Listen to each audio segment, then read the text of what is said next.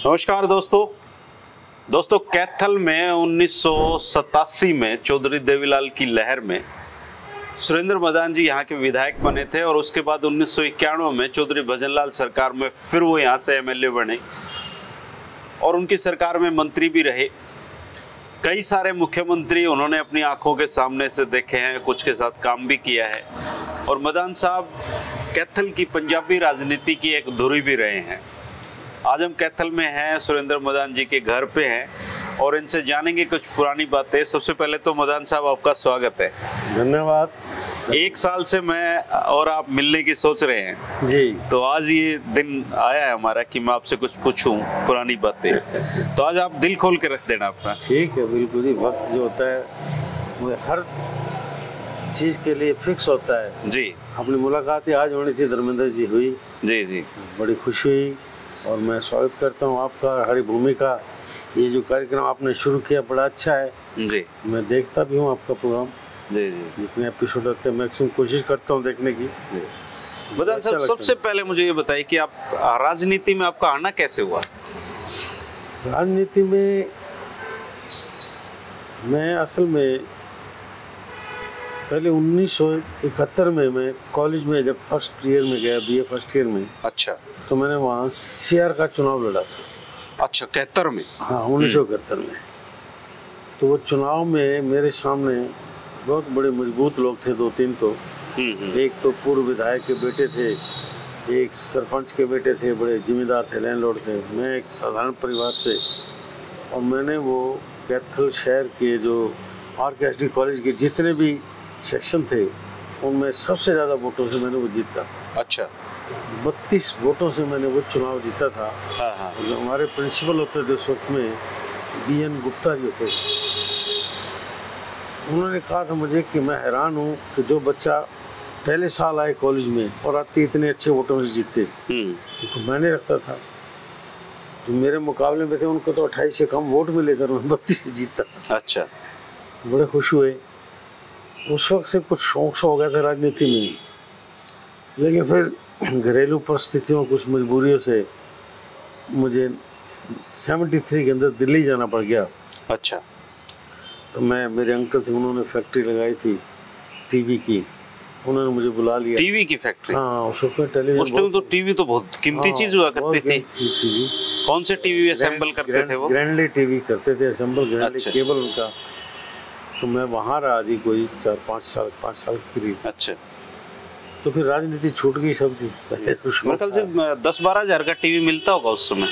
नहीं, जिस वक्त में पैसे की वैल्यू थी, 3-4 हज़ार का टीवी होता था, बड़ी कीमत थी। 3-4 हज़ार रुपए बहुत होते थे। अब आप देखिए कि अब आप क्या करते थे? टीवी असेंबल करते थे? नहीं, मैं कैश संभालता था उनका। कैश संभालते थे? हाँ, और ओवरऑल बाकी मैनेजमेंट देखता था। अच्छा। हाँ, सारा घर का आदमी होने के नाते थोड़ा इसलिए उन्होंने मुझे बैठाया था। हाँ हाँ।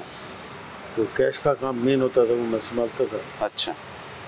असेंबल तो बाकी जो टेक्निकल लोग थे वो करते थे। तो वहाँ फिर जब 77 के अंदर इमरजेंसी हटी, हाँ हाँ, तो चुनाव आ गई और वाजपेयी जी की स्पीचेस दिल्ली में सुनते थे, बड़ा आनंद, बड़ा अच्छा बोलते थे। हाँ। उनसे प्रभावित हुआ, मैं उनसे जुड़ गया था, वाजपेयी जी से। हाँ, फिर अच्छा। मतलब मैं जुड़ा था, वो तो मुझे नहीं जानते थे। हाँ हाँ। लेकिन मेरी भावना उनके साथ थी। बड़ा अच्छा लीडर मानता था उनको, बड़े अच्छे वक्ता थे वो।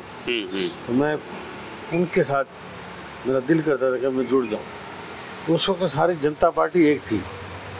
तो 80 के अंदर फिर मैं कैथल में आ गया था। तो 80 में ये अलग हुए, जनता पार्टी से अलग हो गए, इन्होंने भारतीय जनता पार्टी बनाई। तो उस वक्त में 1980 में भारतीय जनता पार्टी ज्वाइन की। हमारे श्री रघुनाथ गोयल जी MLA होते थे, जनता पार्टी गए तो वो भी भारतीय जनता पार्टी में चले गए। RSS के स्वयंसेवक थे पहले से जी। तो 80 के अंदर मैंने फिर भारतीय जनता युवा मोर्चा का मुझे जिम्मेवारी दी। अच्छा, आप मतलब आपकी शुरुआत बीजेपी से है? बीजेपी से है। 80 से लेकर 84 तक मैं भारतीय जनता युवा मोर्चा कैथल का अध्यक्ष रहा, मंडल का। अच्छा। उस वक्त में हमारे रामविलास शर्मा जी प्रधान होते थे, उनके मैंने कई कार्यक्रम करवाए यहाँ। एक बार बहन सुषमा स्वराज जी को बुलाए थे, सब्जी मंडी के अंदर कार्यक्रम कराए थे। अच्छा। लेकिन 84 में फिर चौधरी देवीलाल ने जब 84 में पंजाब अकॉर्ड के खिलाफ लोंगोवाल समझौते के खिलाफ जब अपना आंदोलन छेड़ा, हाँ, उससे प्रभावित होकर मैं फिर लोकदल में चला गया। पहली मुलाकात कैसे हुई आपकी देवीलाल जी से? देवीलाल जी से पहली मुलाकात मैं गया था महम के अंदर एक गांव है बैंसी, आज ही गया था मैं उसी गांव में। उसके बैंसी से आगे है वहाँ हमारे डॉक्टर बजाज हैं। अच्छा, वो चौधरी देवीलाल के वर्कर थे। अच्छा, बड़े खास वर्कर थे डॉक्टर बजाज, महेश बजाज। तो वो वहाँ पंचायत समिति के चेयरमैन भी रहे हैं मैम के। अच्छा, मैं उनके पास गया तो मैंने उनको बताया, सारा कुछ दिखाया अपने में, जो मेरी यहाँ अखबार की कटिंग थी चौधरी ओम प्रकाश चौटाला जी के, मैंने 2-3 प्रोग्राम भी करवाए थे। अच्छा, उनको दिखाई।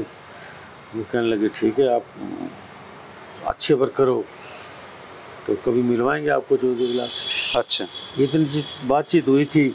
अभी बैठे थे उनके घर में कि चौधरी देवीलाल वहीं आ गए, खुद आ गए। अच्छा, उनके साथ 2-3 गाड़ियाँ और थी। तो उन दिनों में कोई तूफान आया तो उससे फसल बर्बाद हो गई थी, तो चौधरी देवीलाल जी दौरा कर रहे थे। उनके साथ आनंद सिंह दांगी थे, उनके साथ एक और अनूप सिंह थे।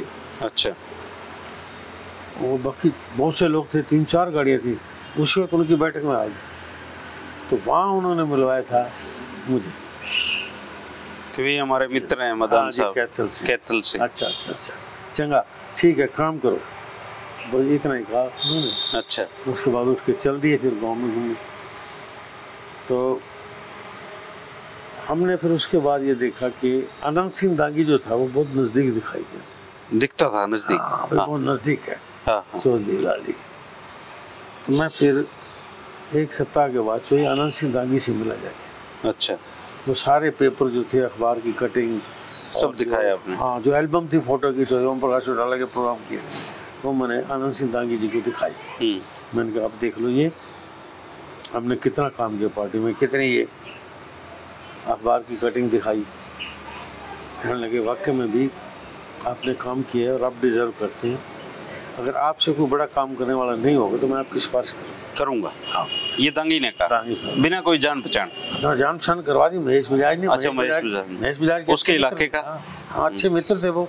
उस वक्त में चेयरमैन आनंद सिंह दांगी थे पंचायत समिति के, महेश बजाज जी मेंबर थे पंचायत समिति। आपस में संबंध अच्छा था और लोकदल पार्टी में वो सेवा करते थे। तो अच्छे संबंध थे, उनसे मेलजोल था। उन्होंने मिलाया।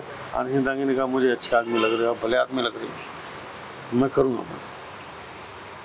तो चौधरी आनंद सिंह दांगी का एहसान नहीं बोलते, उन्होंने की मदद, हमारी हेल्प की। उन्होंने कहा अच्छा। हाँ, और मुकद्दर की बात है कि जिस दिन हम मिल के आनंद सिंह दांगी को, उस दिन रात को चौधरी देवीलाल की गाड़ी खराब होगी रोहतक रेलवे स्टेशन के पास। अच्छा, रेलवे स्टेशन नहीं, सॉरी, वो रेडियो स्टेशन के पास। हाँ। और उन्होंने फ़ोन किया आनंद सिंह दांगी को कि से भी आप गाड़ी लेके आओ, मुझे सरसा छोड़ के आओ। अब सरसा तक छोड़ने गए आनंद सिंह दांगी, टाइम मिल गया। वो मेरी बात भी याद आ गई, मेरे भाग से उनको याद आ गई। उन्होंने सारी बात बताई।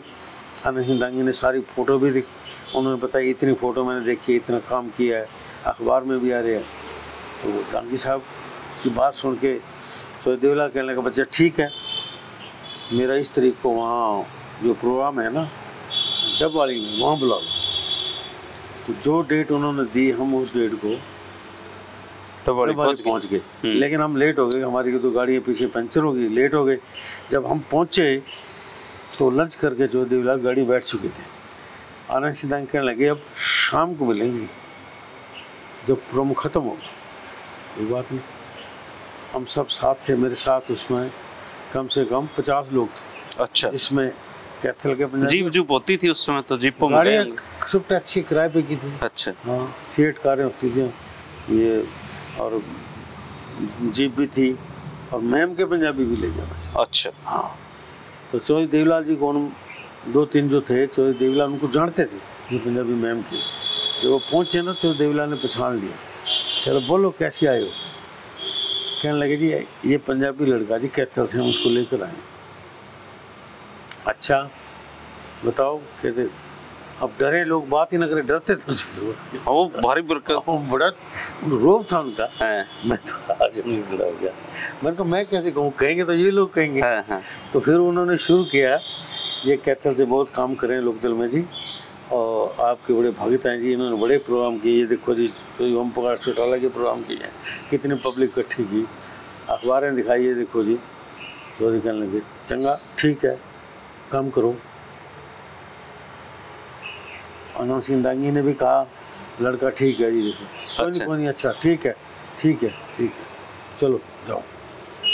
हमको सेटिस्फैक्शन नहीं हुई। हम फिर चौधरी साहब के पीछे गाड़ी लगा ली, हमने सरसा के रेस्ट हाउस में रुके, तो मैं अकेला गया। मैं जाके बैठे थे ऐसे सरसा में कुर्सी पे चौधरी साहब, मैं चौधरी साहब को नमस्ते करके हाथ लगे। मैं अच्छा जी, फिर अब तो कैथल जा रहे थे हम जी, कोई आदेश हो? ठीक है भाई, काम करो, किसी को बताना नहीं, भाई टिकट पक्की होगी। अच्छा। और वो 87 की लहर, हाँ लहर, उस वक्त टिकट लेना कोई छोटी बात थी। उन्होंने कह दिया पक्की, मैं तो बड़ा खुश। मैंने सबको बताया सब ठीक है, बस अब चलो। तब तक तो आपको ये भी नहीं पता था एमएलए के काम हो है क्या? ना, मैंने विधानसभा नहीं देखी थी। अच्छा। सही बता रहा हूँ आपसे, विधानसभा की कभी कार्रवाई। टिकट अनाउंस हुई तो आपका नाम आ गया? आगे नाम आ गया, उसको दिल्ली में नाम आ गया, तो बड़े खुश हुए। अच्छा, टिकट लेकर। तो फिर यहाँ जब आपको शहर में पता चला कि सुरेंद्र मदान को टिकट, शोर तो यहाँ बड़ा था पहले से भी, मदान को मिले सब मानते थे। अच्छा, तो मुझे मिली, तो चरणदास जी हमारे कैथल से पुराने एमएलए थे, चरणदास सोरेवाला जी, हाँ, वो इंडिपेंडेंट खड़े हुए। अच्छा। और वो रोशनलाल तिवारी को कांग्रेस का टिकट मिला। तिवारी जी भी उठे? हाँ, कांग्रेस के टिकट से थे वो। अच्छा, कांग्रेस के टिकट से पार्टी कैसे छोड़ सकते थे? तो उस वक्त सारे हमारे कैथल के 82,000 वोट थे केवल, तो 82,000 में से मुझे मिले थे 27,000 समथिंग। अच्छा, जीत गया आप? हाँ, 15,000 पे रह गए थे रोशनलाल तिवारी जी, और चरणदास जी में से 6,000 साढ़े 6,000 वोट पीछे थे। वो तीसरे नंबर पे। तो माला पहन के आए घर पे हैं? बड़ी महिलाएं, बड़ी महिला के मान लो लोगों ने जुलूस ऐसा निकाला, पूछो ना, खड़दू मचा दी है शहर में। तो घर आपका कहाँ पे था उस समय? RKSD कॉलेज में से जुलूस निकला था। अच्छा। चरणदास जी का चुनाव चिन्ह होता था साइकिल। अच्छा। अब वो हार के चुनाव हारी, कोई बात नहीं, लोगों ने साइकिल किसी का पकड़ के तोड़ दिया, हूँ गाड़ी कैसी बस इतना तो नहीं होना चाहिए। मैं हाथ जोड़ता रहा, लेकिन लोग नहीं मानते, जोश में थे। हाँ। अच्छा, जैसे 87 में आप एमएलए बन गए जी, तो मंत्री बनने की तो सोची नहीं होगी इस समय आपने? नहीं, मुझे उसी वक्त जब हम दिल्ली जाके मिले, चौधरी ओम प्रकाश चौटाला को मिले, और उन्होंने हमें मिलवाया। चौधरी देवीलाल जी उस वक्त लोही हॉस्पिटल में एडमिट थे। हाँ। तो हम वहाँ गए, मिले चौधरी देवीलाल जी को, ग्लूकोज लग रहा था, बैठे हुए थे, मिलाया। चौधरी ओम प्रकाश चौटाला ये कैथल से बन गया। हाँ कामरेड जानता हूँ, ये हैं जी, 2-3। तो उस वक्त मुझे ओम प्रकाश चौटाला ने ना उसी वक्त कह दिया, अभी चौधरी देवीलाल ने वो तो नहीं ली थी, उसे अलग बुला कह दिया था, मदान तूने कोई लॉबिंग नहीं करनी। अच्छा। मैं तेरे को कुरुक्षेत्र जिले की तरफ से मंत्री बनाऊंगा। अच्छा। मेरी कोई लालसा नहीं थी, मैं तो एमएलए बन के खुश था। हाँ।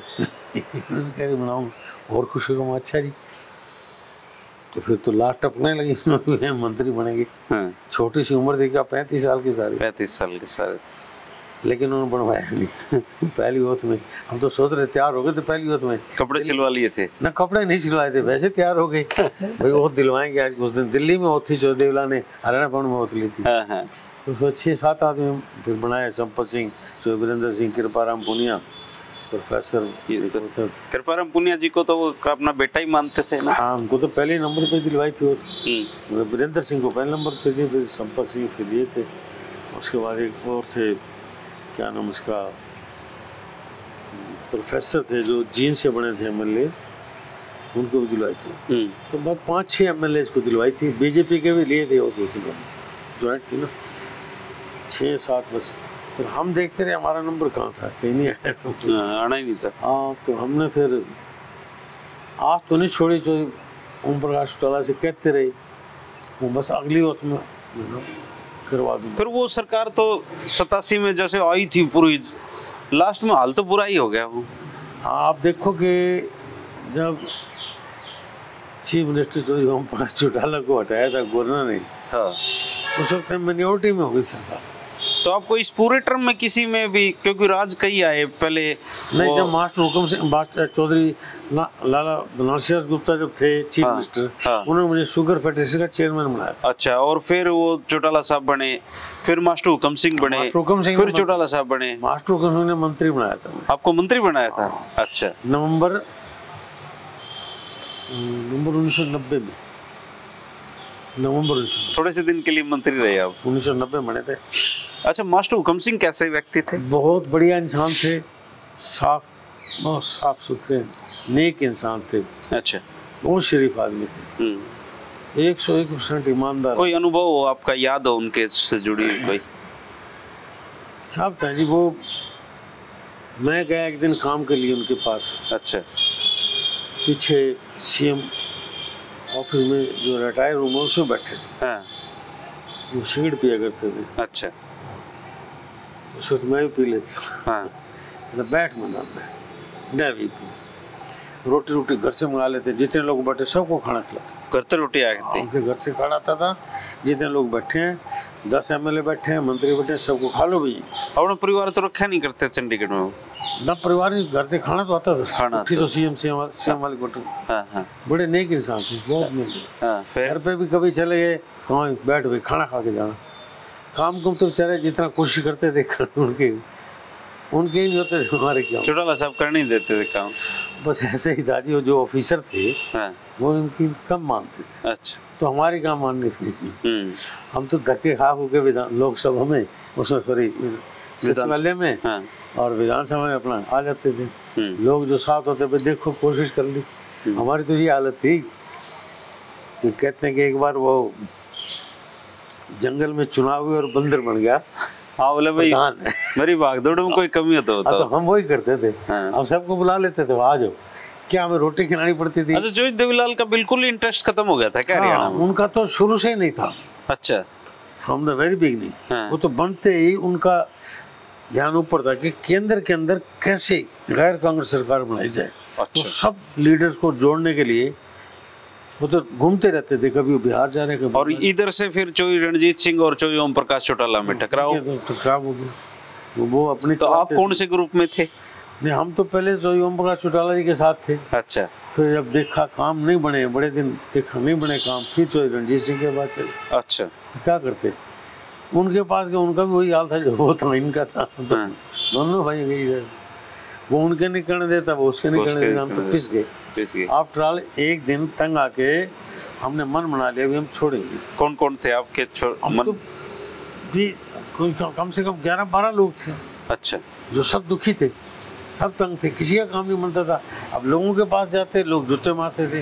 वो एक छोटी ट्रांसफर भी नहीं होती, उसको ट्रांसफर के तो हमारी सिफारिश होती थी, उसमें वो भी नहीं होती थी, नौकरी लगना दूर की बात। अच्छा, कोई काम क्या होता नहीं था, डेवलपमेंट का काम अमूल नहीं होता था। बड़े परेशान थे, हम इकट्ठे हो गए थे। तो हम कम से कम 11 MLA थे, जिसमें मंत्री भी थे, जो धर्मवीर था आपके भिवानी वाले। हाँ जी, ये हमारा लीडर था।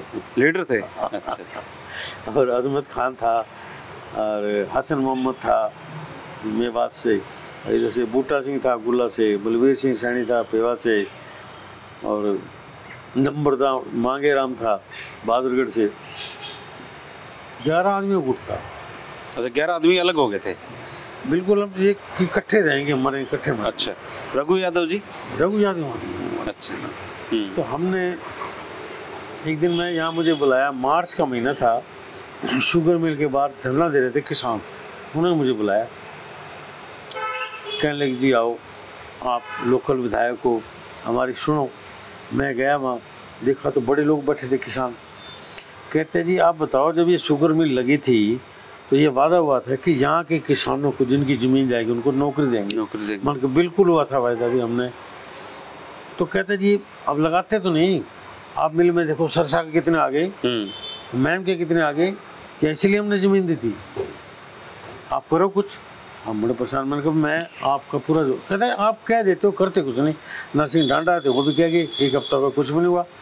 मैंने कहा मैं वादा करके जाता हूँ भैया, अगर आपकी उम्मीद पर खरा नहीं उतरा तो मैं घर बैठ जाऊँगा। दुख तो पहले बड़े थे, लेकिन उस दिन उन्होंने जो जख्म थे हमारे वो कुरेद दी उन्होंने। अगले दिन ही हमें दिल्ली जाना पड़ गया, और हम पता लगा कि कल को मास्टर कुलसिंह को बदल रहे हैं। अच्छा, चीफ मिनिस्टर को बदल रहे हैं। हाँ। मेरे ख्याल में ये 23 मार्च की बात है, शायद 24 मार्च। हमने फैसला किया अब छोड़ दो भाई, ये रोज के चीफ मिनिस्टर बनने दो, छोड़ ही दो। हमने तो गए नीचे गवर्नर के पास, गवर्नर वहाँ ठहरा हुआ। हमने एमएलए से भी, धनिक लाल मंडल थे। हाँ, हम 3 आदमी थे, मैं, धर्मवीर और राव नरवीर, तीनों ने छोड़ दिया। तीनों ने। हमने कहा भी हम मंत्रिमंडल से भी रिजाइन करते हैं और एमएलए से भी रिजाइन करते हैं। एमएलए का रेजिग्नेशन में चट्ठा था, स्पीकर उसको भेज दिया और मंत्रिमंडल से मना कर दिया, हम नहीं रहना। सरकारी गिर गई फिर तो। फिर उसके बाद विपक्ष ने शोर पाया पूरा, कांग्रेस विपक्षी। दांगी जी भी अलग हो चुके थे तब तक। दांगी जी तो उस वक्त लड़ाई लड़ रहे थे पूरी इसके खिलाफ, चौटाला साहब। चौटाला तो अलग थे ही। हाँ, मैम कांड हो लिया था। हाँ, हो चुका था। तो हमने रिजाइन कर दिया। ये 91 मार्च की बात है। मार्च हमने कहा रिजाइन देंगे, क्योंकि हम तो तंग आ गए थे, काम तो होते नहीं, रोज रोज बदलते हैं सीएम भी, हम परेशान हैं। ऐसे अच्छा घर बैठ जाए ताकि लोग तो हमें तंग नहीं करेंगे। तो इस दौरान देवीलाल जी का कोई संपर्क, आपको कॉल फोन कुछ नहीं? ना, देवीलाल जी से तो डिप्टी सीएम थे, डिप्टी पीएम थे। हाँ, तो कोई संपर्क नहीं उनसे आपका? ना, कोई। अच्छा, तो हम रिजाइन कर दिया, किसी ने हमें नहीं कहा कुछ मत करो। हाँ, इतना जोर हो गया था कि हमारे घर वालों को, भाइयों को, भतीजों को पुलिस ने परेशान करना शुरू कर दिया था। अच्छा। हाँ, हमारे पीछे भी लगे थे, लेकिन पाक साहब थे, हमारा क्या करते, घूम फिर के देख लिया, सारा कर लिया, कुछ मिलेगा तो कुछ करेंगे। हाँ, कुछ नहीं कमाया था ही नहीं तब तक ना। तो फिर ओपोजिशन का जब पूरा दबाव हुआ ना राष्ट्रपति पे, तो चंद्रशेखर जो प्रधानमंत्री थे, चंद्रशेखर पे दबाव हुआ, क्योंकि लोकसभा के चुनाव भी थे। हाँ। तो लोगों ने समझाया, उसके साथियों ने, उसके जो उसको सलाह देते सलाहकारों ने समझाया कि अगर आप हरियाणा में सरकार नहीं हटाओगे ना, मिनोरिटी की गवर्नमेंट रखोगे, तो आप फेस नहीं कर पाओगे। हर जगह आपको पत्रकार पूछेंगे, मीडिया पूछेगा, तो आपकी वोट जो है ना मिलने मुश्किल जाएंगी। तो उन्होंने चंद्रशेखर ने बुला के मुख्यमंत्री को भी रिजाइन कर दिया। अच्छा। तो हमें रिजाइन कर दिया। फिर यहाँ राष्ट्रपति शासन लगा, फिर चुनाव हुए। तो फिर आपने कांग्रेस ज्वाइन कर लिया। तो कांग्रेस पहली बार आप फिर चोई भजनलाल से मिले? नहीं, और हम मिले चोई वीरेंद्र सिंह, उस पार्टी के प्रेसिडेंट थे। डूमर खा, वो प्रेसिडेंट थे। धर्मवीर उनसे मिला। तो आप लोगों को ऐसा भी कहा जाता है कि वो तो उस समय मुख्यमंत्री बनने वाले थे, कैनवे में कहते ऐसा थे। बिल्कुल, अगर राजीव गांधी जिंदा रहते तो शायद वो मुख्यमंत्री बनते। अच्छा, आप उस सरकार में फिर से मंत्री बने जिसमें कहा जाता है कि पंजाबियों के 12 मंत्री बनाए उन्होंने। उसमें ऐसा था कि हम जितने लोग गए थे ना, लोग तो छोड़ के कांग्रेस में, तो ये सारे हार गए। मैं अकेला बना था, तो मजबूरी में चोई भजनाल को मुझे मंत्री बनाना पड़ा। अच्छा, लोकदल छोड़ के जो लोग कांग्रेस में गए सारे हारे, आपको छोड़ के? चट्टा साहब हार गए, अपना ये पुनिया साहब हार गए, धर्मवीर जी हार गए, राव नरवीर हार गया, सब हार गए। सब हार गए, आप जीते बस। 12 में से 11 हार गए, अकेला जीता। फिर भजनाल की मजबूरी थी, और चौधरी धर्मवीर ने कहा उसको कि हमारा एकला जीता है, इसको तो खूब अच्छा महकमा दे मंत्री। कहता अच्छा महकमा दे दिया, पब्लिक रिलेशन में अपने बात। पब्लिक रिलेशन में आपको मिला फिर वो। तो फिर भजनलाल जी के साथ काम किया।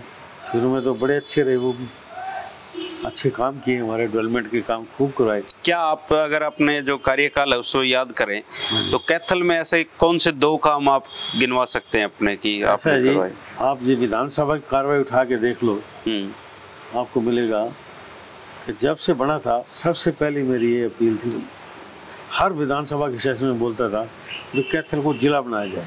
कैथल में, अच्छा, कैथल को जिला बनाने की मांग आपकी थी, और कब पूरी हुई फिर ये 89 में चौधरी देवीलाल ने की। अच्छा। हाँ, इससे पहले की बताता हूँ बात में आपको। एक बार कैथल के जितने वकील थे वो कैथल जवाहर पार्क के अंदर धरना दे रहे थे।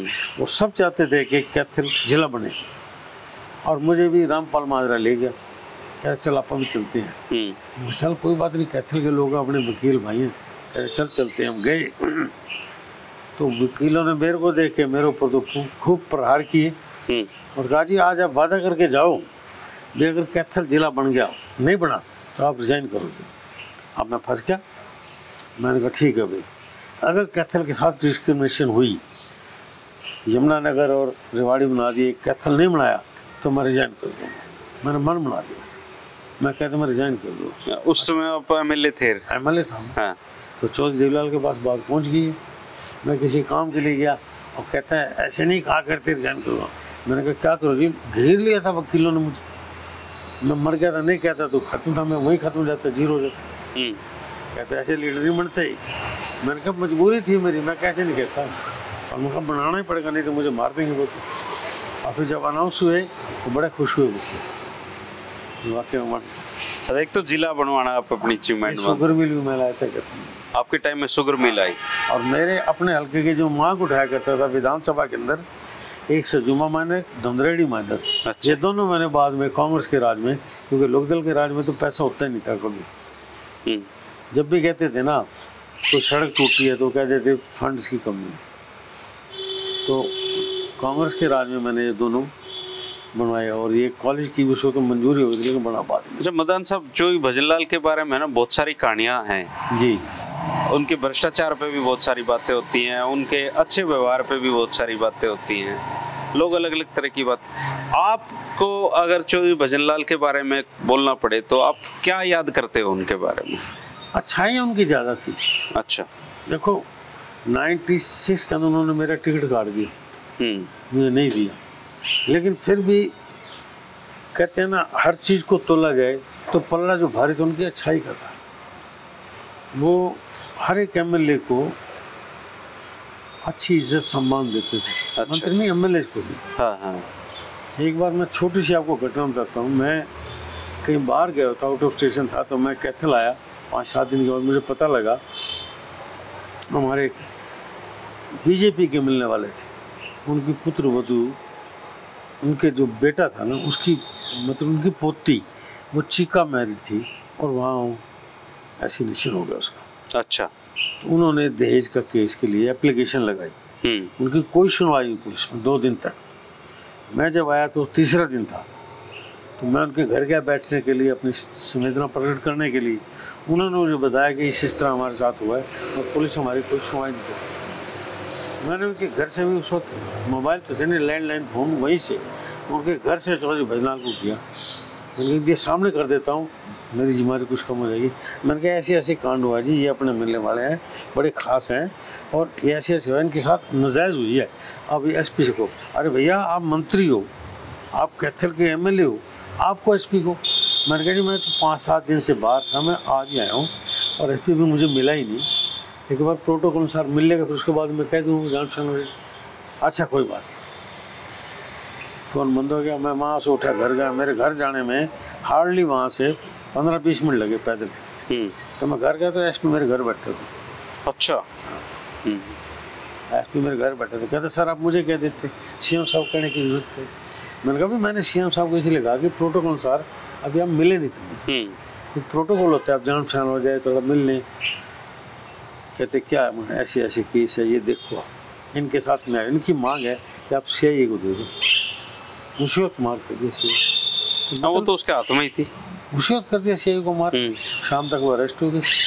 उस कानून ऐसा था, वो सेटिस्फाइड हो गए। बाकी कोर्ट ने फैसला किया, मैंने पता क्या, कोर्ट का काम था, कोर्ट ने फैसला किया। अच्छा मदन साहब, इस बात में कितनी सच्चाई है कि वो बहुत पैसे कमाया करते थे या फिर भजनलाल जी? हाँ जी। देखो जी हमारे से तो कभी एक पैसा नहीं मांगा उन्होंने, और हमें कुछ दिया। जहाँ आप बैठे हो ये प्लाट उनकी देन है। अच्छा। और मैं उनसे मांगता था गुड़गांव प्लाट सेव था। हाँ। वो कहते नहीं, कैथल, आप कैथल से मतलब पहले कैथल डेवलप कर जाओ। एलएम मेहता कहने लगे, मैं साहब नाराज होने कहने लगे। ये सेक्टर काटा था उस समय? हाँ उस समय जब मैंने लिया तो मुझे बड़ा महसूस हो। 59,000 रुपये बड़ी कीमत होती है, बड़ी अमाउंट होता था बड़ा। हाँ। इसकी किस्त देनी पड़ी। मैंने कहा चौधरी भजनलाल जी फंसा दिए। कैथल में प्लाट का क्या करूंगा है? तो एलएम मेहता कहने लगा कोई बात नहीं, आप ले लो कैथल। हाँ। अब कैथल ले लोगे ना फिर आपको गुड़गांव में मिल जाएगा। अच्छा। अगर नहीं लोगे ना तो फिर साहब नाराज हो जाएंगे। हाँ। उनके प्लॉटों के बड़े किस्से हैं कि बहुत प्लॉट बांटते थे। वो 10% उनका कोटा था, डिस्ट्रिक्ट कोटा था। अच्छा। देखो कोटा बांटते थे। तो वो इस मामले में वो सबको साथ लेके चलते थे, लेकिन वो जब मन में रखते थे ना बात पे, वो बिश्नोई थे, कहते वो बाद में रड़क निकालते थे। हुकुम सिंह जी भी देखे आपने, बनारसी दास गुप्ता जी देखे, तो इनमें से सबसे बेस्ट किसको मानते हो आप? बेस्ट ऐसा सारे ही अच्छे थे, माड़ा कोई नहीं था। ये वो भी देखते हैं लॉयल्टी। अच्छा, वो जो उनको प्यारा लगता है ना उसको ज़्यादा प्यार करते हैं। अब हम किसी के बनेंगे नहीं तो हमें कैसे प्यार करेगा वो। अच्छा, आपने एक बार इस्तीफा भी दिया था? हाँ जी, दिया था। क्या कारण रहे थे उसके? वो मैं कुछ कैथल के लोगों को लेकर गया था चौधरी भंजलाल जी के पास। तो उससे पहले ही जो मेरे साथी तो थे लेकिन मेरे विरोधी थे, वो सीएम साहब के कान भर के आए थे। ये कैथल के अंदर सब अपने पंजाबी ऑफिसर को लगा रहे, पंजाबी ला रखे हैं, सारे पंजाबी वर्दी है जी। हाँ, वर्दी है जी। कहते किसी और को तो रहने नहीं देता जी। तो मैं क्या, तो सीएम साहब नाराज हो गए, कहते भाई आप सब पंजाबी लगाए जा रहे हो। मैंने कहा जी आप चीफ मिनिस्टर हो, आपके हुक्म से लगती है जो भी पोस्टिंग। हाँ भाई, लगाना अपने, आप ऐसा करो। मैंने कहा फाइल निकला दे, किसकी रिकमेंडेशन से कब लगाए, कौन से मेरे पंजाबी लगाए आपने? कहते यार वो फलाना कह रहा था, फलाना ढिंगड़ा कह रहा था। मैं कल बुला लो उनको और मुझे बुला लो। कहते ठीक है, कल आ जाएं आप 4 बजे, उनको बुला लेता हूँ। मैं नेक्स्ट डे 4 बजे पूरा खाका लेकर गया और वो आए ही नहीं, सामने नहीं आए, वो हुई नहीं, क्योंकि वो सच्चाई तो थी नहीं, टूट के पैर का होता है, वो सामने नहीं आए। तो ये भाई नाम में कह कोई बात नहीं, आगे आपको एडजस्ट कर देंगे, आगे आपके ज़्यादा तो बात रहे। मैंने कहा मुझे तो बात नहीं चाहिए, आप कैथल के लोग आए थे उनकी इज्जत कर देते, मेरी बेइज्जती करते उनके सामने। मुझे बड़ा दुख हुआ, मैंने जाकर रिजाइन लिख दिया। मैंने कहा ना तो आप काम करते हो, मेरे ये काम रह गए, जो मोटे मोटे काम रह गए थे, सारे काम एकदम होते नहीं, और आपने, मैंने कहा उनके आगे मेरी बेइज्जती कर दी। मैंने कहा मैं तो दिल पे ले गया आप? हाँ, मैं गहराई से ले गया उसको। बाद में फिर सीएम सामने बुला लिया, कहने लगे मना लिया। कहते भाई मैं किस से लड़ूंगा, आप मेरे साथ रहो। ये सुरजेवाला और वीरेंद्र सिंह, मैं इनसे लड़ूंगा। कहते तू भी बीच में इनके साथ जाएगा। मैंने कहा नहीं जी मैं। अच्छा, अब सुरजेवाला जी का आपने जिक्र कर दिया। हाँ, कोई भी आदमी राजनीति में अपनी जगह नहीं छोड़ता किसी के लिए भी जी। लेकिन ऐसे क्या कारण रहे कि कैथल में आप 2 बार एमएलए बने, 96 में आप इंडिपेंडेंट लड़े, ये अलग बात है कि आप हार गए, लेकिन आपने शमशेर सुरजेवाला को स्थापित करने में यहाँ पे एक भूमिका निभाई? नहीं, मेरी भूमिका ये थी कि मैं पार्टी में था, कांग्रेस में था। अच्छा। चौधरी भंजलाल जी मुझे कहने लगे भाई सरकार बनेगी, और ये दिख भी रहा था क्योंकि उससे पहले लोकसभा चुनाव हुए और कांग्रेस ने 10 की 10 सीट जीती थी। 10 की 10 सीट कांग्रेस को आ गई थी। आगे हर आदमी कहता था, बच्चे कहता था कि कांग्रेस की सरकार बनेगी, लेकिन मेरी टिकट कट गई। तो भंजलाल जी मुझे कहने लगे भैया फार्म मत भरना, आप चुनाव ना लड़ो, आप मदद करो सुरजेवाला की, मैं आपसे वादा करता हूँ। ये कौन से साल की बात कर रहा हूँ? ये मैं 2004 की। 4 की। हाँ। ओके। 4 में इनको 4 में चौधरी भंजलाल कह रहे थे हाँ कि सुरजेवाला जी की मदद करो। हाँ, सुरजेवाला जी की मदद करो। अच्छा। इनको विधायक बनाओ, यहाँ से मैं मुख्यमंत्री बनूंगा, चिंता न करो, मैं मुख्यमंत्री मैं बनूंगा, मैं आपको मंत्री जैसा बना दूंगा। अच्छा, आप निश्चिंत हो जाओ। हाँ। टिकट कट की कोई बात नहीं, बड़ी चीज़ें होती हैं सरकार। मैं उनकी बात पे विश्वास कर गया। फिर मेरे पास ये रणदीप सुरजेवाला भी, शमशेर सुरजेवाला सब आए। रणदीप सुरजेवाला कम से कम 3 बार आया, और रात को ये नरवाना दिन में काम करता है, रात को 3 बजे आके उठा देता हूँ। अच्छा, करो भाई साहब मदद करो। मैंने अपने साथियों से सलाह करी, भी ऐसे कह रहे हैं, वो सब साथी कहने लगे फिर कांग्रेस को मदद करो, आप कांग्रेस में हो मदद करो। तो हमने फिर फैसला लिया, सब साथियों ने मिलकर हमने मदद करो कांग्रेस, तब जीते हुए हैं यहाँ से। देखो वैसे तो परमात्मा जिताने वाला है, लेकिन आप उस वक्त, आज तो लोग भूल गए, को पॉलिटिकल आदमी जानते, किससे पूछोगे ना, तो उस वक्त में 5000 वोट को 2500 वोट के दूर करना सुरेंद्र मैदान कर सकता था। अच्छा। क्योंकि मैंने इतना काम किया था, इतना काम किया था, लोगों के अंदर इतनी पकड़ थी कि मैं अगर हराना चाहता, मुझे पता था भी अभी 5-4 हज़ार की हार जीत है, लेकिन मेरा मन नहीं माना। नहीं, इससे 2 सवाल और निकलते हैं मदन साहब जी। एक तो पंजाबियों की सबसे ज्यादा आबादी है कैथल में जी, जाटों से भी ज्यादा होगी? हाँ, नहीं जाटों के बराबर ही होगी, जाटों और पंजाबी बराबर। हाँ। क्या कारण है कि आप ही जीते, आपके बाद या आपसे पहले कोई पंजाबी यहाँ से चुनाव नहीं जीता? एक बार शुरू में मास्टर जी जीतते थे, वो मास्टर जीतते थे, उसके बाद कोई आगे आया ही नहीं पंजाबी। अब जिन्होंने कोशिश की, जैसे मेरे से पहले कांग्रेस में डॉक्टर मनोहर लाल जी थे, वो आर्य समाजी आदमी, और हमने अपने जब से हमारी उम्र है देखा उनको, जब से देखा हमने, वो खादी पहनते थे और खादी की टोपी लगाते थे। अच्छा। हाँ, मनोहर लाल। हाँ, यहाँ कैथल के चले गए, अब तो बेचारे स्वर्ग सिधार गए। हाँ। तो कैथल के प्रधान थे कांग्रेस के, उन्होंने टिकट मांगी, उनको मिली नहीं। कोशिश की, और कोई पंजाबी जो थे, जैसे मैंने चेयरमैन बनाया था गुलशन मलिक को, वो मुझे छोड़ के चौटाला पास चला गया, वो वहाँ से टिकट मांगता था, उसने नहीं दी। ऐसे लोग थे, मतलब टिकट मिली नहीं आपको? मिली नहीं किसी को।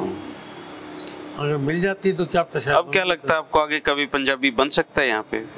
कुछ नहीं कह सकता जी, कोई नया चेहरा आ जाए बना दे। क्या हमारे बारे में क्या था, किसी को पता था? वो मैं तो सिंपल साधारण परिवार से था ना, तो मेरे बारे में कोई ये नहीं कहता। आपके पिताजी क्या करते थे? मेरे पिताजी तो गांव में दुकान थी हमारी कपड़े की। कौन से गांव में? हरिपुरा गांव में जी। हरिपुरा गांव में? हाँ, हरिपुरा गांव। तो वहीं दुकान करते रहे? हाँ, दुकान करते थे पिताजी। अच्छा। तो उनकी तो फिर डेथ हो गई थी 82 में। 82 में। तो बाद में तो आप नहीं कर सकते? मैंने फिर ठेकेदारी करता था जब मैं ये पॉलिटिक्स में आया। अच्छा। हाँ, ठेकेदारी में टाइम निकल जाता था, लेबर काम कर रही, मैं भाग गया सोनीपत। एक बार हम दिल्ली चल गए, ठेकेदारी नहीं। दिल्ली में चौधरी देवीलाल ने धरना दे रखा था, हमें भी बुलाया था, हम चले गए। वो धरना किस लिए था कि चौधरी बंसीलाल ने जी चुनाव केवल तो शाम का करा, जबकि 3 सीट खाली थी उस वक्त विधानसभा की, सिर्फ तो शाम का कराया, क्योंकि इसको विद 6 मंथ MLA बनना जरूरी था, ये CM था। तो हमने वहाँ धरना दिया, इलेक्शन कमीशन के ऑफिस का गए, हमें उठा के पुलिस ले गई पार्लियामेंट स्ट्रीट थाने में, हमें अंदर कर दिया, सबको शाम को छोड़ दिया। उसमें बहुत बड़े बड़े नेता। ये चौधरी बंसीलाल से भी मुलाकात हुई कभी आपकी? हाँ, बहुत हुई। जब ये 91 से 96 तक MLA थे, हाँ। तो आके बैठते थे लॉबी में, खूब बातें, बड़ी अच्छी अच्छी बातें सुनाते थे। चौधरी बंसीलाल का मैं कायल इसलिए हूँ, याददाश्त बहुत थी उनकी, कमाल की बातें सुनाते थे। हाँ। पुरानी बातें लेके बैठते, 30-40 साल पुरानी बातें सुनाते, बड़ा हंसाते थे। सुभाष बत्रा से उनकी अच्छी मेल जोल थी। अच्छा। सुभाष बत्रा जी बैठते थे लॉबी में, और भी कई विधायक होते थे। बत्रा जी तो आज भी जिसके पास बैठते हैं ऐसे हरफन बोला है। इनसे उनके फादर का कोई संबंध था इनका। हाँ। पुराने पॉलिटिकल आदमी है। उनके फादर भी म्युनिसिपल कमेटी चेयरमैन रहे। हमारे फादर सिंपल आदमी थे, लेकिन हाँ, मेरे फादर ने भी एक बार जेल काटी थी जब 1941 में कांग्रेस के प्रधान होते थे व्यापार सेल के बिहारी लाल चांदना। अच्छा। तो उन्होंने सर सिकंदर हयात की सरकार थी पूरा पंजाब में, तो उन्होंने 100 रुपये ऊपर 4 आने टैक्स लगाया था व्यापारियों पे। तो पूरे व्यापार मंडल ने स्ट्राइक की थी, हमारे रेडी तक नहीं लगी। यूनिस्ट पार्टी की सरकार थी, छोटू राम का तो वजीर थे, मंत्री थे। सर सिकंदर हयात मुख्यमंत्री थे। वो इतनी कामयाब हड़ताल हुई थी बिहारी लाल चांदना के कहने पे, वो प्रधान थे पंजाब प्रदेश कांग्रेस के व्यापार सेल के। तो हमारे पिताजी भी उसमें गए थे आंदोलन में, और 4 महीने से ऊपर जेल में रहते, लाहौर जेल। अच्छा, जैसे मदन साहब, तो राजनीति जैसे देखी आपने, विधायक बने, फिर मंत्री बने, गाड़ी घोड़े आए, फिर ये गाड़ी घोड़े चले गए। तो कुछ लोग है ना इन चीजों के इतना चिपक जाते हैं, और जब ये चीजें ना होती हैं तो कैसा महसूस होता है, या लोगों का व्यवहार कैसे बदलता है? ऐसा जी, मैं तो शुरू से धरती पे रहा हूँ। अच्छा। तो आम आदमी से आया था मैं, कोई ऊपर से तो आया नहीं था। हवा नहीं लगी आपको? नहीं लगी। जब मैं मंत्री था, मैं बाजार में जाता था, मेरे साथ लोग होते थे, कोई नहीं बुलाता था मैं उसको बुला लेता था। मेरे साथी छुट्टी मारते, यार तू क्यों बुलाता है? मैं क्यों? कहते तू मंत्री है, वो नमस्ते करें। अरे मैं कहा यार, जब वोट लेने जब मैं आज जोड़ता हूँ तो अब जोड़ लूँगा तो क्या अर्ज है? पहले जोड़ लो। धरती पे रहता था शुरू। मैंने कभी अक्कड़ नहीं करी किसी के साथ भी, कभी परमात्मा की दया से मैं कभी ऊंचा भी नहीं बोला।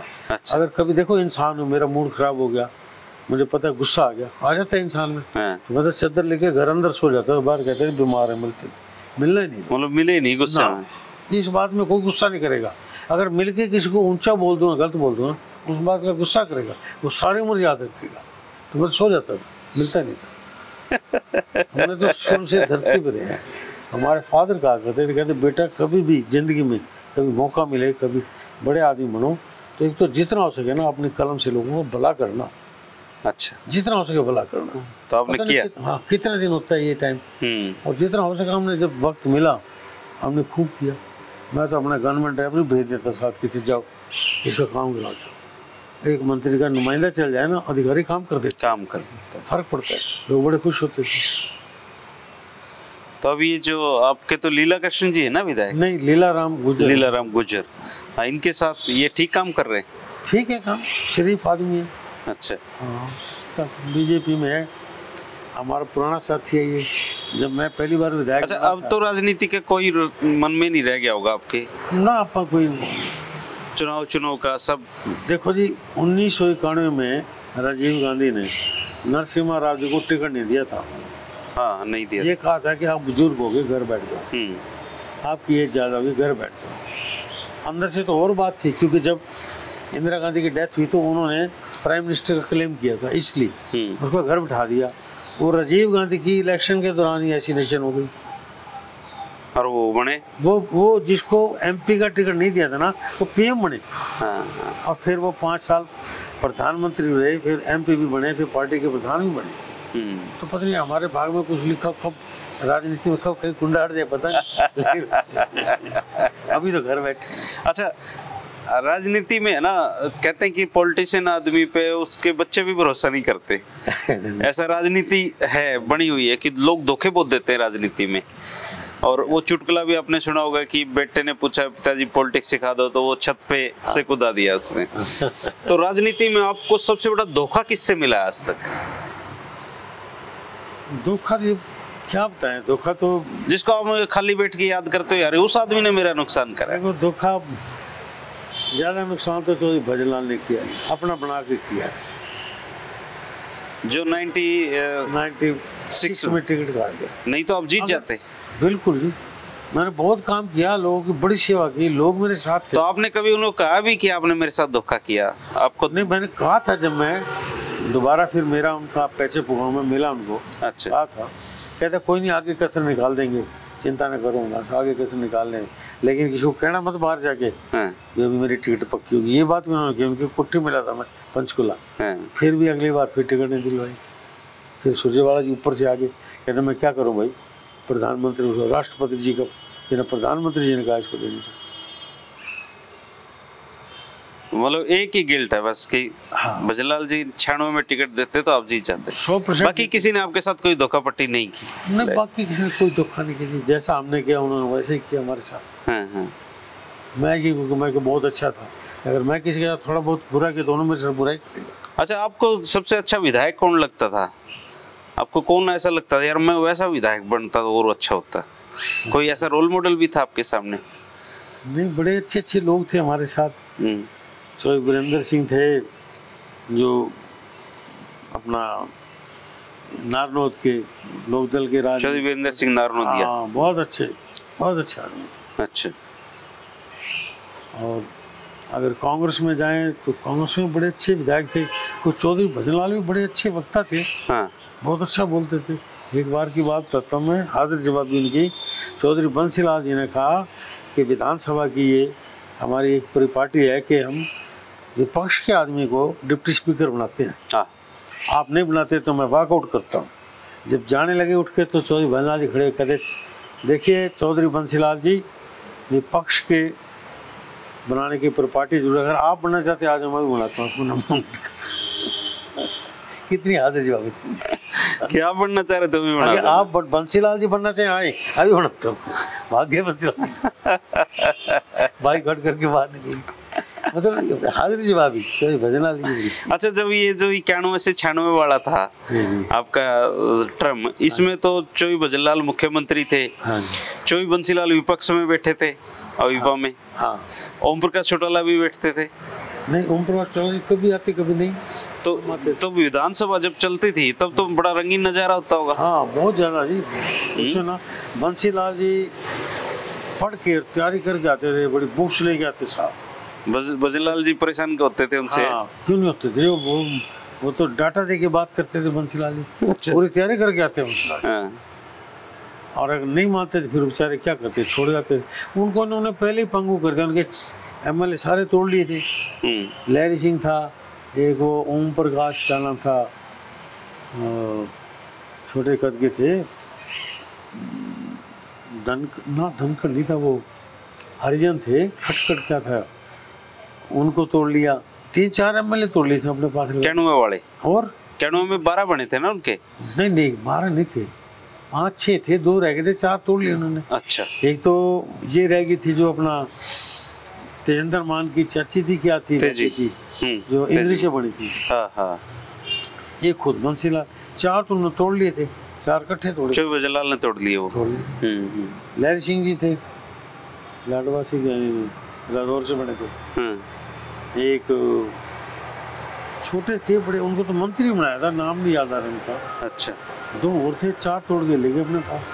लेकिन क्षणों में तो सरकार ले आए फिर वो। आप फिर सरकार आ गई उनकी, बीजेपी के साथ मिल।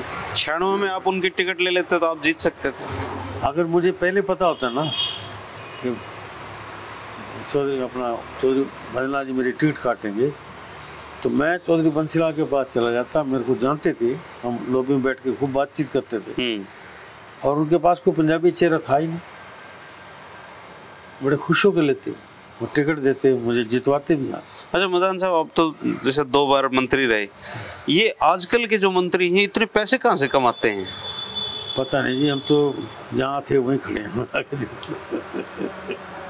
आजकल तो बहुत बड़ी 1-1 करोड़ की तो गाड़ी आ गई। हाँ गाड़ी जी, एक मंत्री के साथ 10-10 गनमैन, हम अकेले घूमते थे, बिना सिक्योरिटी घूमते थे। ये बदलाव आ गया। छोटी सी बात है, एक दिन मैं रेस्ट हाउस में चला गया और मेरी गाड़ी पे झंडी लगी हुई थी, ना कोई स्कॉट पायलट कुछ भी नहीं होती थी, ना कोई गनमैन था, बैठा हुआ था, ड्राइवर था। उतरा मैं तो एसडीएम देख के मुझे भागता हुआ आया, कहने लगा जी सॉरी, कहते मैं उठा नहीं पहले आपकी गाड़ी देख के। मैं सॉरी किया बता आगे, कहता नहीं जी झंडी लगी थी ना, मैं सोचा मंत्री जी अंदर नहीं है तो इसीलिए मैं उठा नहीं। मैं कहा झंडी तो मैं लगाता ही नहीं लोकल शहर में, ना मैं कभी होटल में जाता, ना कभी मैं आगे पीछे सिक्योरिटी। लोकल में मैंने कभी भी इनसे कभी अपने हल्के में प्रोग्राम करना, कभी भी एस्कॉर्ट पायलट कभी नहीं। अच्छा, अभी तो चौटाला साहब बुजुर्ग हो गए हैं। हाँ। भजनलाल जी तो दुनिया में नहीं है। आप वाले दौर में से चौटाला साहब हैं। हाँ। तो मुलाकात हुई इन दौर में कभी? हाँ, कई दिन पहले हुई थी, जब मैं लोकदल का भी स्टेट का वाइस प्रेसिडेंट रहा हूँ। अच्छा। जब ये दुष्यंत चौटाला अलग हुए, हाँ। अब चौटाला दोनों का झगड़ा अलग हुए, पार्टी टूटी, हम घर बैठ गए, फिर हम कहीं नहीं गए। देखा हमने कुछ है ही नहीं। हम अब एज इतनी हो गई, सेहत अलाउ नहीं करती, घुटने में दर्द रहती है, या तो ये इलाज कराते, फिर तो भाग दौड़ कर लेते। अच्छा। अब भाग दौड़ कर ही सकते तो क्यों जाए किसी के पास? किसी पार्टी को ज्वाइन करेंगे, काम करना पड़ेगा, काम नहीं होता। अगर काम नहीं करेंगे, ज्वाइन करेंगे तो कौन पालेगा हमें? ये घुटने जो है ना, अब देखो मैं बैठा हूँ इस तरह मैं ठीक हूँ, अदरवाइज मैं इससे नीचे कुर्सी होती तो ये दोनों टांग मेरी सुनो मुश्किल लगती है। राजनीति में वैसे क्या एक लाइन में राजनीति को डिफाइन करना चाहो तो कैसे करोगे आप? राजनीति है क्या? एक अचंबा है, मुझे लगता है। अचंबा है। कभी आदमी कभी तो आदमी ऊपर, कभी नीचे आ जाता है। ये सच्चाई है। सच्चाई तो ये है। हाँ, एक अचंबा है, आदमी एकदम ऊपर बता, आसमान में चलो हैं। हम जब फेडअप हो गए थे ना, लोकदल में थे, इस सरकार से फेडअप हो गए थे, बड़े फेडअप हो गए थे। हम सोचते बस अब राजनीति नहीं करनी। अच्छा। गंदी है भाई, लोग काम तो होते नहीं, लोग बनाते हैं, इसलिए मैं हमारे काम कराएगा, हम लोगों के पास जाते हैं। अच्छा, एक चीज पूछना रह गया। हाँ। जैसे 87 में चुनाव लड़ा, तब कितने रुपए खर्चा आया आपका चुनाव में? उस वक्त तो बड़ा थोड़ा खर्चा आया था जी, बहुत थोड़ा खर्चा आया था। लोग अपने आप ही काम कर रहे थे, सब अपनी गाड़ियाँ। आपके घर से कुछ नहीं लगा ना? 1,60,000 रुपये खर्च हुए साल। अच्छा, और 91 में? 91 में 5 लाख रुपए खर्च हुए। और 96 में? 96 में तो आजाद लड़े थे, लोगों ने लड़ाया जी, पता नहीं कितना खर्च, मुझे पता ही। अच्छा। हाँ। नुकसान तो हुआ होगा? हाँ, नुकसान तो हुआ, 2-2.5 लाख तो 3 लाख तो घर से लगा था। घर से लगा था। तो इसका, और अब लड़ो तो कितने चाहिए? अब तो पता नहीं कितने चाहिए जी, हम तो सोच के रहा, एमएलए का चुनाव लड़ने का हमारा मन ही नहीं करता। हाँ। बहुत पैसा लगता है। बहुत पैसा लगता है, मन नहीं करता जी। अच्छा, वो रहेगी बात आपकी कि आप जब फेडअप हो गए थे राजनीति से। मैंने कहा अब छोड़ देंगे, बिल्कुल मत। फिर टिकट ले ली। जब काम ही नहीं होती, लोग गाली देते हैं, जिसके पास जाए लोग नाराज होते हैं, ताने मारते हैं, रिश्तेदार तक नाराज हो गए, तो मैं सोचा कि राजनीति नहीं करेंगे। लेकिन जब यहाँ से अलग हुए और हम कांग्रेस हमने ज्वाइन की, हम राजीव गांधी जी से मिले थे सीधे, हाँ। जब ज्वाइन किया उनसे मिले, एक एक शीट पर उन्होंने, हम 3 आदमी थे, डिस्कस किया, धर्मवीर जी की भी, मेरी भी और नरवीर की। बल्कि नरवीर की उन्होंने मना की, यहाँ नहीं दे सकते हो, और मुझे कैथल की यहाँ कर दी। अच्छा। और मैंने उसी वक्त बात उठाई, मैंने कहा जी ऐसा है जी, कभी मुझे दे दो। और दूसरी बार, अगली बार मना करके थे, नहीं नहीं नहीं भजनलाल ऐसा नहीं भैया। मैंने कहा तिवारी साहब भी आपके आदमी हैं, आपके विश्वास पे लोकदल छोड़ के वो गए थे, उनको आपने एक बार दिया, अब की बार नहीं दो, उसको क्या कहोगे? नहीं नहीं, उनको बस एक बार देनी थी, दे दी, मेरे को गोली देगी। और दूसरी बार जो मैंने बात कही थी राजीव गांधी के सामने, वो सच होगी, अगली बार भजनलाल ने दी थी, टिकट नहीं मिली। वो अंदर से कुछ समझते थे भी, मैंने पूरा जोर लगा लिया कि फिर भी इनकी हमदर्दी चौधरी बीरेंद्र सिंह डुमर खां के साथ रहती है, क्योंकि जब भी आते थे चंडीगढ़ मुझे मिलते थे, कोई बात नहीं, आओ, दोस्ती थी, यारी दोस्ती, बैठ के MLA हॉस्टल में घर भी आ जाते थे, मैं खाना खिलाते थे, कोई बात। अच्छा मदान साहब, एक लास्ट क्वेश्चन पूछता हूँ मैं। आपने चौधरी देवीलाल जिनको जननायक कहा जाता है, उनके साथ काम किया, उन्होंने आपके फोटो देख के आपको टिकट दे दी? नहीं, काम देखा, काम देखा आपका, टिकट दे दी। फिर आप भजनलाल जी के साथ भी काम किया, लेकिन ये जो राजनीति में जाती है, ये जो खाई है, ये हर चुनाव के साथ बड़ी होती जा रही है जी। मतलब उस समय ना तो चौधरी देवीलाल ने सोचा होगा आप पंजाबी हो, ना आपने सोचा होगा कि ये जाट है, लेकिन आज के दौर में तो ये चीजें बहुत बड़ी हो गई। उस वक्त तो चौधरी देवीलाल के नाम का तूफान था, शहर के लोगों ने, पंजाबी ने, बड़ियों ने, सबने वोट दिए, क्योंकि बीजेपी से समझौता था। हाँ। डॉक्टर मंगल सैनी हमारे साथ थे, बीजेपी पूरी जुड़ी हुई थी, सब जुड़ गए थे वहाँ। वो देवीलाल के नाम पे देते थे, देवीलाल के नाम पे। देवीलाल ने तूफान खड़ा कर दिया था वैसे। अच्छा। मुद्दे ऐसे उठाए, पंजाब कोर्ट में वाकई में हमारे साथ अन्याय हुआ था, आज तक न्याय नहीं हो। वो आज भी देखो, वो केजरीवाल आया कल परसों, वो ठीक है क्या, गलत नहीं कहा उसने। उसने कहा पहले कांग्रेस और बीजेपी अपना स्टैंड शो करे, वो हरियाणा में कुछ कहते हैं, पंजाब में कुछ कहते हैं। देखो हरियाणा वालों को भी पता है कि पानी मिलना नहीं, पंजाब वालों को पता है कि पानी देना नहीं, क्योंकि अगर पानी देना लेना होता तो बहुत साल हो गए चलते हुए। नहीं, अब सुप्रीम कोर्ट ने कहा है कि 1 महीने के अंदर फैसला कर देता हूँ, पानी तो मिलेगा, लेकिन पानी मिलेगा। अच्छा, देना पड़ेगा पंजाब को पानी। हमारे एक साथी हैं, दोस्त हैं पुराने, जो जगन्नाथ जी के बेटे हैं, जितेंद्र जी। हाँ, उन्होंने एक मैप बनाया हुआ है, वो कहता है पंजाब की जरूरत नहीं, आप हिमाचल से ले आओ, हिमाचल से ले आओ। मेरी एक बार बात हुई थी, उनसे बताया था, उन्होंने मुझे सारा बताया था कि ऐसा लेवल है कि पानी उससे ज़्यादा स्पीड में आएगा। जो जगन्नाथ भी बहुत दबंग आदमी थे, बहुत दबंग थे, हमारे साथ थे विधायक, बड़ा अच्छा बोलते थे और हाजिर जवाब थे, बड़े उठ के बोला करते थे बीच में। 87 में तो रण सिंह मांझी भी थे। हाँ, रण सिंह मांझी चौधरी देवीलाल के, उन्होंने भी बड़ा पक्का 7-8 पेज का इस्तीफा लिखे, पार्लियामेंट सेक्रेटरी थे, उन्होंने भी छोड़ी थी पार्टी। इंटेलेक्चुअल आदमी था, गंभीर आदमी थे वो। और ये जगन्नाथ जी बड़े मजाकिया आदमी थे, वो विधानसभा में हंसा देते सबको। तो कितने साल के हो गए मदान साहब आप? मैं जी 70 में हूँ, 70 में हूँ। 70 में है। घुटनों को छोड़ के कोई दिक्कत नहीं है? नहीं, शुगर भी रहती है मुझे, कई बीमारियां पाल ली आपने। यही मैं स्पोर्ट्समैन रहा हूँ जी, लेकिन अब क्या करें, ये घुटने खराब हो गए। मैं स्टेट के जो हमारी जूनियर टीम थी बास्केटबॉल की, मैं 2nd नंबर पे रनर अप रही थी बास्केटबॉल में, अम्बाला में हुई थी हमारी बास्केटबॉल चैंपियनशिप, रनर अप रही थी। दोस्तों, ये थे सुरेंद्र मदान जी, कैथल के 2 बार के MLA, और इनसे पहले इनसे बाद में कैथल में पंजाबी MLA नहीं जीत पाया है। और मदान साहब काफ़ी दिल के खुश इंसान हैं, अपने दिल से बातें इन्होंने रखी हैं। 1 साल से हम दोनों बातें कर रहे थे कि मदान साहब मिलना है, आज ये मिलना हो पाया है। और अगर कोई बात रह गई हो तो आप कमेंट कर सकते हैं, मदान साहब उसका जवाब जरूर देंगे।